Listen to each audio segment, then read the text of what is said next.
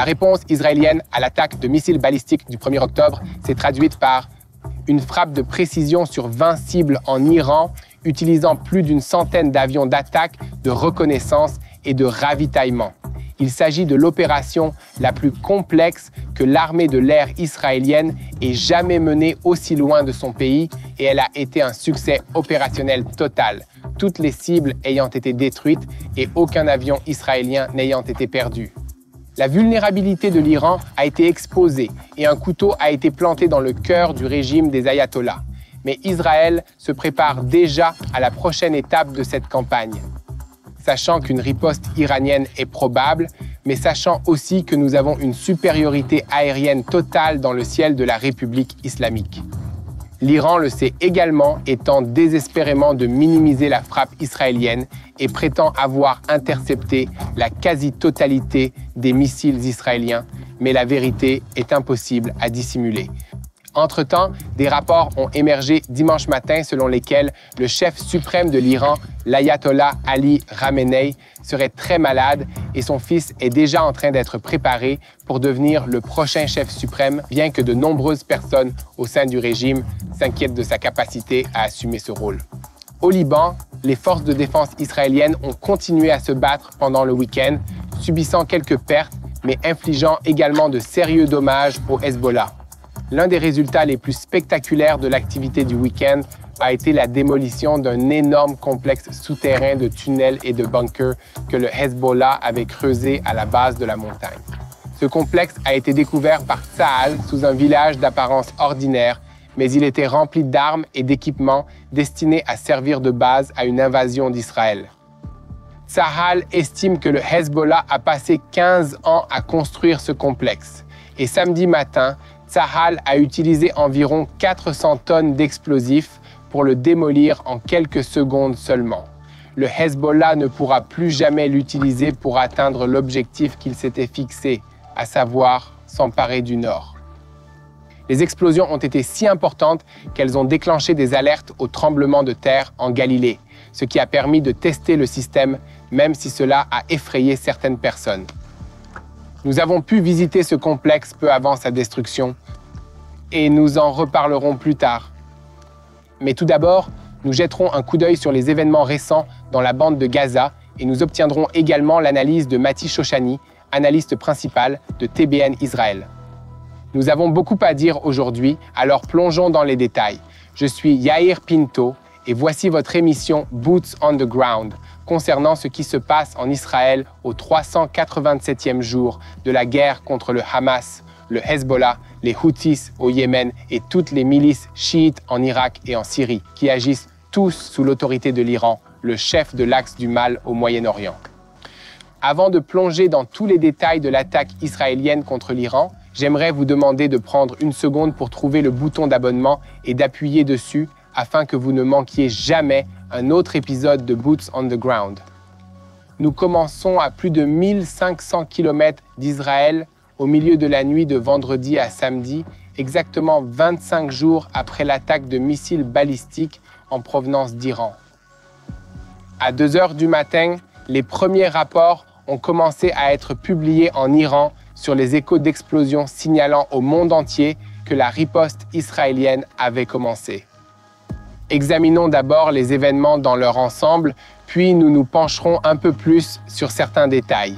La phase initiale de l'opération était bien sûr la planification, qui dure depuis des années. Le vendredi soir, les pilotes et les équipages des avions qui allaient effectuer cette mission ont été informés. Les avions ont été ravitaillés en carburant et armés, et ils ont commencé à décoller. Les frappes ont commencé quelques heures plus tard, et ont duré 3 heures, en 3 vagues, des dizaines d'avions tirant des missiles sur des complexes militaires, des systèmes de défense aérienne, des installations de production de missiles et des lanceurs de missiles solaires dans les districts de Téhéran, ainsi que dans les districts de Khouzestan et d'Elam, à l'ouest de l'Iran. Selon le New York Times, l'attaque visait 20 cibles différentes, dont des éléments stratégiquement essentiels du programme de missiles balistiques iranien. Le régime de Téhéran tente toutefois de minimiser l'importance des frappes, alors même que les États-Unis et d'autres grandes puissances l'ont mis en garde contre toute réaction. Comme nous l'avons mentionné, la première vague a commencé à 2 heures du matin, heure d'Israël, avec des rapports faisant état d'échos d'explosions à Téhéran, ainsi qu'en Syrie et en Irak, ce qui a conduit à la fermeture de leur espace aérien. Selon les rapports de cette vague, les systèmes de défense aérienne de ces 3 pays ont été fortement endommagés, ce qui a permis aux avions israéliens de poursuivre leur attaque en toute liberté. Cela s'avérera également très utile pour les futures attaques qu'Israël pourrait avoir à mener. Cependant, aux premières heures du samedi matin, alors que les rapports commençaient à peine à émerger, on ne savait pas exactement ce qui s'était passé. Les habitants de Téhéran et d'autres villes iraniennes effrayés ont entendu les explosions et ont commencé à courir dans les rues. Des rumeurs ont commencé à circuler selon lesquelles l'aéroport international de Téhéran aurait été endommagé parce que l'avion israélien avait délibérément activé les systèmes de défense de l'aéroport et les avait ensuite contournés pour montrer aux militaires iraniens de quoi il était capable. Vers 2h30 du matin, le porte-parole de Tsahal a officiellement confirmé que Tsahal attaquait avec précision des cibles militaires en Iran. Ces attaques ont été menées en réponse à des mois d'attaques continues du régime iranien contre l'État d'Israël. En ce moment même, les forces de défense aérienne israéliennes mènent des frappes précises sur des cibles militaires en Iran.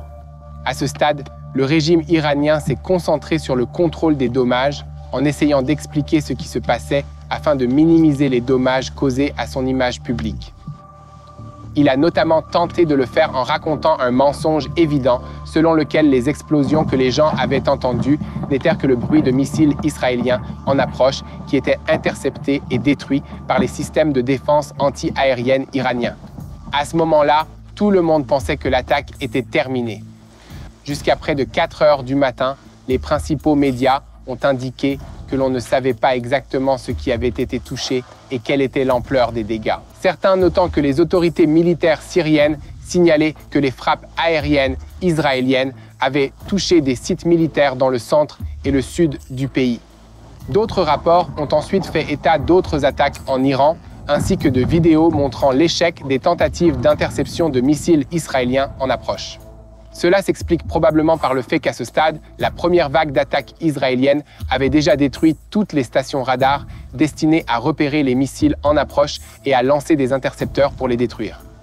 Et cette fois-ci, les missiles arrivaient pour détruire les installations iraniennes de production de missiles sol-sol.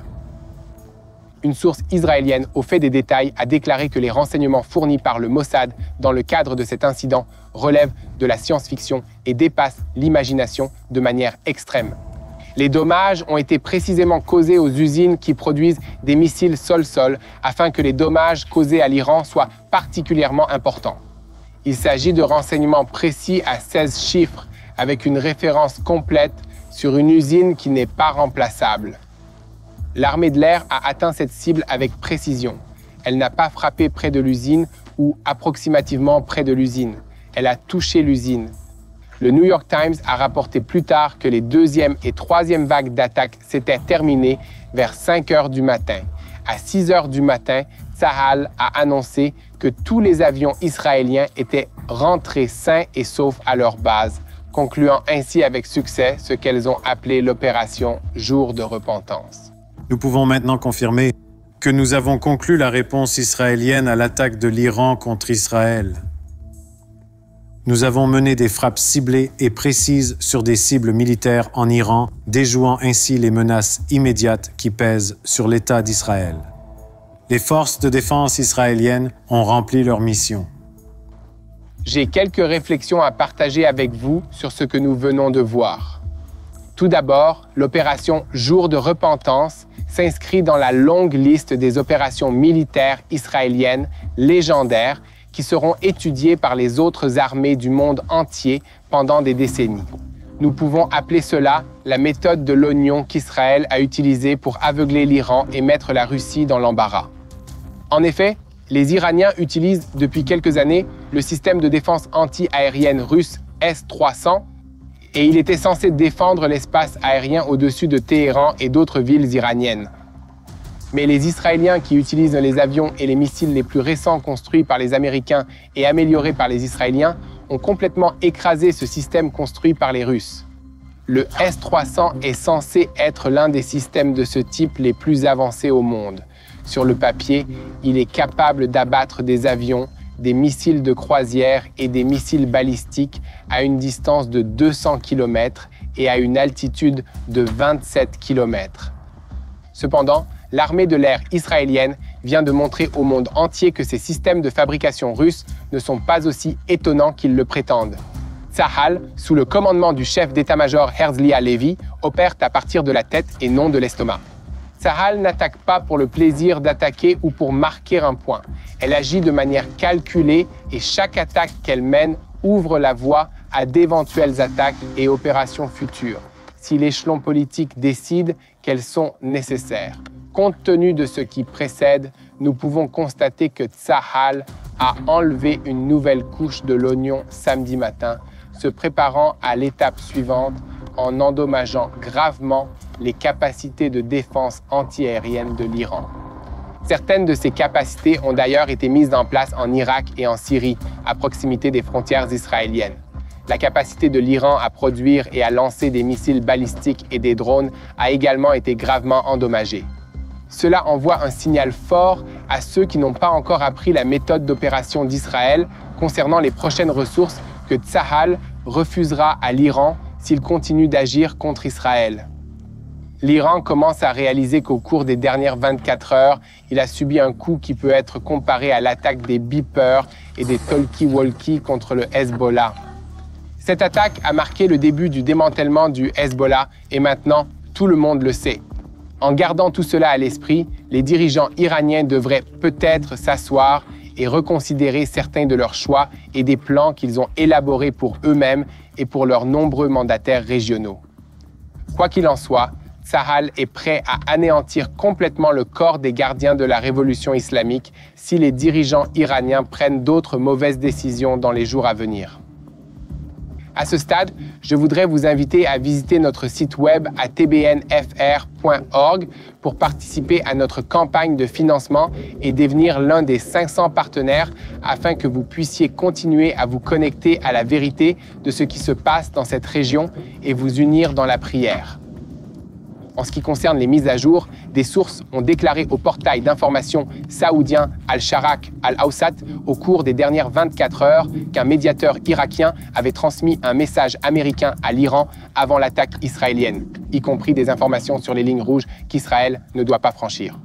Les sources ont confirmé que l'Iran avait compris dans ce message que Washington faisait un effort extraordinaire pour réduire la réponse israélienne à un niveau qui ne permettrait pas une détérioration en un conflit plus important dans cette région et, par conséquent, ne permettrait pas aux Iraniens de violer davantage les règles du conflit. L'affaire s'est arrêtée là, du moins à ce stade du conflit. Les sources ont ajouté que Washington voyait dans l'ampleur de la riposte israélienne une rare occasion pour l'Iran d'éviter des risques qui ne peuvent être ni contrôlés ni mesurés. Toutefois, l'Iran a déclaré samedi qu'il avait le droit et le devoir de se défendre en réponse à l'attaque. Cela étant dit, on estime qu'Israël a détruit les capacités de défense aérienne de l'Iran, c'est-à-dire les batteries de missiles S-300 et les radars. Selon des publications étrangères, lors de la précédente attaque ciblée, au cours de laquelle seuls 3 missiles ont été utilisés, une de ces batteries a été détruite qui était stationnée à Ispahan. Si cela est vrai, l'Iran est désormais exposé aux attaques de l'armée de l'air israélienne sans capacité défensive significative. Nous allons maintenant laisser la parole à Mati Shoshani, analyste principal de TBN, pour qu'il examine de plus près la stratégie d'Israël et qu'il découvre ce qui se passe à Téhéran et qui inquiète tant le régime des ayatollahs. Merci Yair. Que cette semaine soit bénie pour nous tous. Je commencerai par une analyse des détails publiés jusqu'à présent par la presse étrangère et par les responsables israéliens. Mais précisons que les faits restent encore obscurs. Plus tôt dans la journée, des informations ont été publiées selon lesquelles, entre autres, des sites de production de missiles à longue portée, un programme de développement de drones et des bases de lancement de missiles ont été attaqués. il a été précisé qu'Israël avait atteint son objectif en représailles à l'attaque précédente de l'Iran au début du mois d'octobre. Il a également été rapporté que lors de la deuxième vague d'attaques, Israël avait l'intention de détruire un élément essentiel du processus de production de missiles à longue portée de Téhéran. Plus précisément, 12 mélangeurs de combustible, qui constituent un élément essentiel du programme iranien de missiles balistiques, ont été détruits. Ces installations servaient à produire du combustible solide pour les missiles balistiques à longue portée et leur destruction compromet gravement la capacité de l'Iran à renouveler son stock de missiles. Selon une source au fait des détails, cette usine, définie comme l'épine dorsale de l'industrie iranienne des missiles, a été complètement mise hors service pour l'instant. On estime que 20 mélangeurs de combustible solide ont été détruits lors de cette attaque, le coût de chacun d'entre eux étant estimé à au moins 2 millions de dollars. Et si l'on fait le calcul, on s'aperçoit qu'il s'agit d'une somme considérable. Des sources israéliennes ont indiqué qu'il s'agissait d'un équipement très sophistiqué que l'Iran n'est pas en mesure de produire lui-même et qu'il doit acheter à la Chine. Avec tous les problèmes dont souffre actuellement la base manufacturière chinoise, certains analystes estiment qu'il faudrait jusqu'à 12 mois pour que cet équipement soit remplacé en Iran. C'est un délai incroyable pour que ce matériel soit hors service, ce qui porterait un coup sérieux au régime iranien.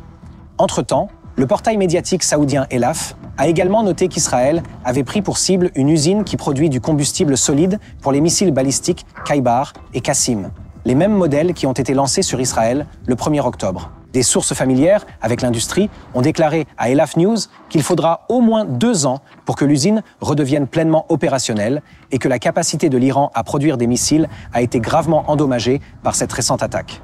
Selon les mêmes sources israéliennes, il a également été noté que 4 batteries de défense aérienne S-300 ont été attaquées lors de cette opération. Ces batteries se trouvaient à des endroits stratégiques et protégeaient Téhéran et ses installations nucléaires et énergétiques.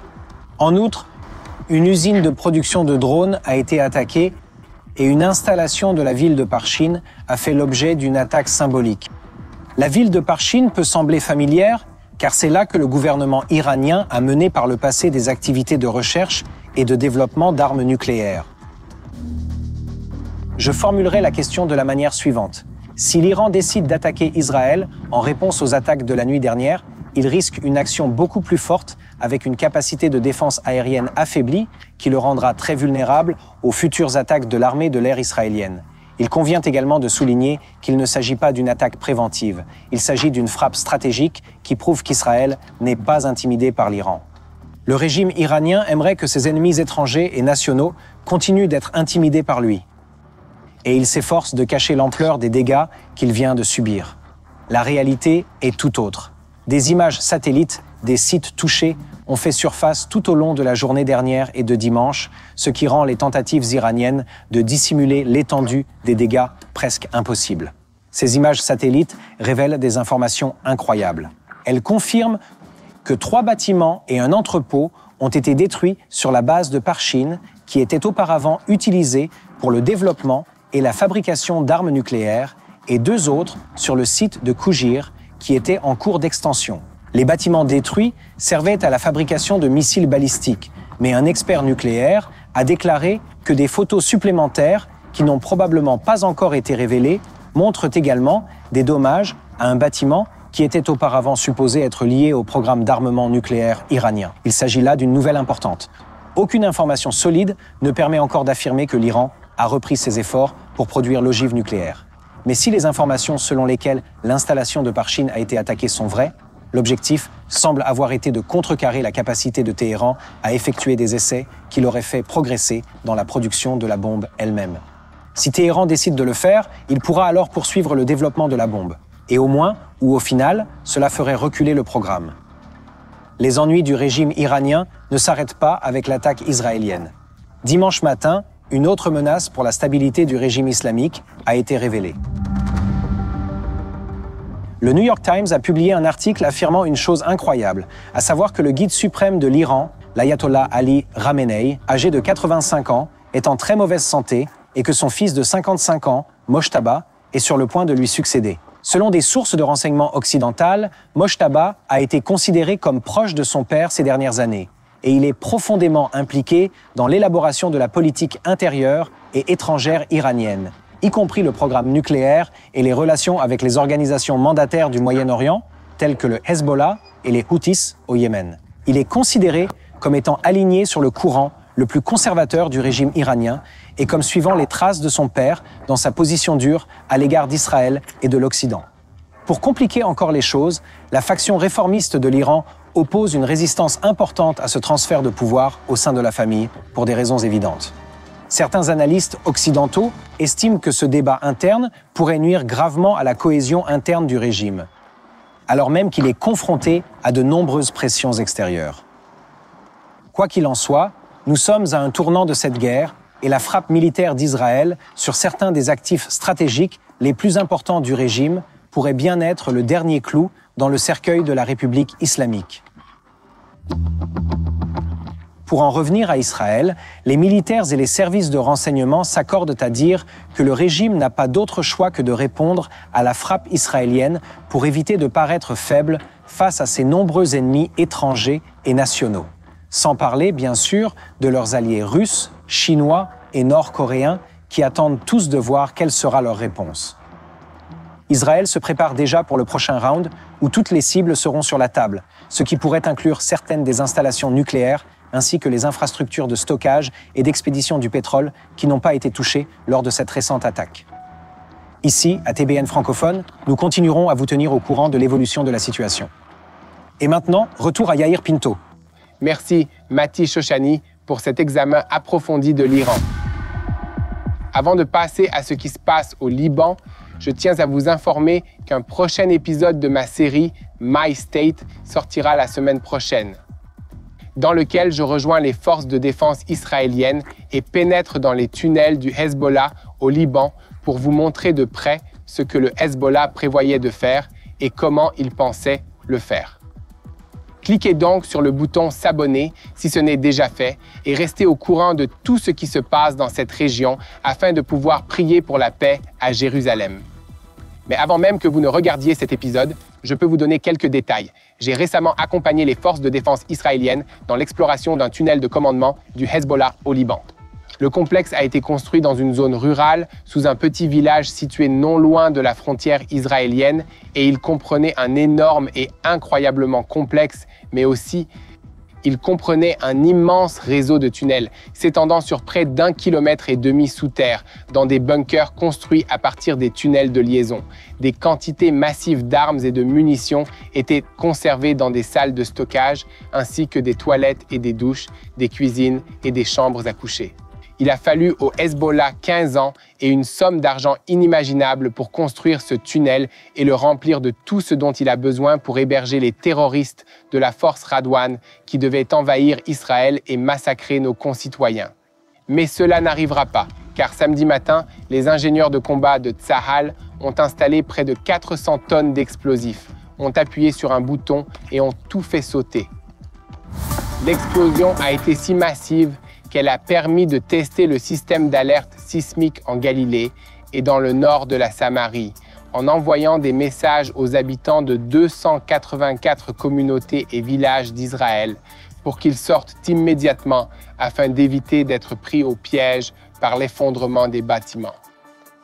Peu après l'envoi des premiers messages, l'Institut géologique a envoyé un autre message pour clarifier la situation. C'est l'équipe de combat de la brigade des parachutistes sous le commandement de la 98e division qui a initialement trouvé le complexe souterrain. Le 77e bataillon blindé, le bataillon du génie de combat 8219, l'unité de génie de combat Yahalom et le Shin Bet ont tous participé au déblaiement et à la préparation de la démolition. Quelques combattants du Hezbollah ont été localisés au cours de cette activité et ont été rapidement éliminés lors d'un échange de tirs avec les forces de Tsahal. En parcourant ces tunnels, j'ai eu une pensée qui m'a fait froid dans le dos. Que se serait-il passé si, le 7 octobre de l'année dernière, ces plans d'attaque d'Israël par le nord, au moment même où le Hamas attaquait au sud, avaient été mis en œuvre? Que se serait-il passé si les habitants de ces communautés, les communautés israéliennes du nord, étaient revenus prématurément, avec les puits par lesquels ces terroristes pouvaient surgir pour les massacrer à quelques mètres seulement de leur maison? Les soldats de Tsahal avec lesquels j'ai visité le tunnel m'ont dit que leur mission était de veiller à ce que cela ne se reproduise plus jamais. Un officier nous a dit « J'ai le sentiment d'avoir pu atteindre le ventre mou de l'ennemi » à l'une de ses installations stratégiques. Nous avons pu lui prendre ce qu'il avait construit pendant de nombreuses années. En pénétrant dans cet espace stratégique et en le lui prenant. C'est une grande victoire. Lorsque nous sortirons d'ici, tout sera détruit. C'est une grande victoire. La phase de démolition de l'opération était techniquement difficile et quelque peu dangereuse et elle a été menée par les troupes de Tsahal qui ont acquis une grande expérience dans la démolition des tunnels au cours de l'année écoulée dans la bande de Gaza. Les résultats de leur travail parlent d'eux-mêmes. Ici, à TBN francophone, nous continuerons à rendre compte de ce qui se passe à la frontière nord. Continuez donc à répandre la vérité en partageant nos vidéos sur YouTube et en vous abonnant à cette chaîne YouTube. Vous pouvez également faire un don pour que nous puissions créer plus de vidéos comme celle-ci. Si vous souhaitez nous soutenir financièrement, rendez-vous sur notre site web à l'adresse tbnfr.org ou vous pouvez également faire un don en cliquant sur le bouton « Donate » ici sur YouTube. Alors que toutes ces activités se déroulent en Iran et au Liban, les forces de défense israéliennes sont toujours à pied d'œuvre dans la bande de Gaza. Il y a 2 jours, il a été rapporté que les forces sont entrées dans l'hôpital Kamal Adwan à Jabalia, dans le nord de la bande de Gaza, suite à des informations selon lesquelles des agents armés du Hamas et du djihad islamique opéraient à l'intérieur de l'établissement. Selon des sources de l'hôpital, Tsahal a arrêté les membres du personnel dans l'enceinte, après quoi 4 d'entre eux ont été relâchés. Le ministère de la Santé de Gaza, dirigé par le Hamas, a déclaré que les forces de Tsahal s'étaient retirées de l'hôpital la nuit dernière, après une journée. Dans le même temps, les forces de la division 162 continuent d'opérer dans la zone de Jabalia, dans le nord de la bande de Gaza, et le porte-parole de Tsahal a déclaré qu'au cours de la journée écoulée, les forces avaient éliminé plus de 40 terroristes. Les combattants de Givati opérant dans la région ont détruit des infrastructures terroristes et capturé des stocks d'armes et de munitions. Passons maintenant à un rapport rapide sur la Judée et la Samarie, où samedi, les forces de Tsahal ont éliminé Islam Odeh, un commandant de terrain du Hamas qui prévoyait de perpétrer des attaques dans l'immédiat dans la ville de Toul-Karem, administrée par l'autorité palestinienne. Alors que les troupes de Tsahal se rapprochèrent de lui, Odeh a ouvert le feu sur elle, ce qui les a amenés à riposter et à l'éliminer. Des armes et du matériel de fabrication de bombes ont été trouvés dans ces véhicules. Tsahal, le Shin Bet et la police des frontières ont mené des opérations de sécurité de grande envergure en Judée et en Samarie au cours des derniers mois, ce qui a permis d'arrêter et d'éliminer un grand nombre de terroristes et de saisir d'énormes quantités d'armes, d'argent liquide, de stupéfiants et d'autres produits de contrebande. Ici, à TBN francophone, nous continuerons à rendre compte des progrès réalisés par les forces de défense israéliennes dans la bande de Gaza et en Judée et Samarie. Nous vous demandons de continuer à diffuser la vérité avec nous, de partager et de nous suivre, et de prendre 1 minute ou 2 pour prier pour les soldats de Tsahal. Ce week-end, nous avons perdu 13 héros qui sont morts en défendant notre pays.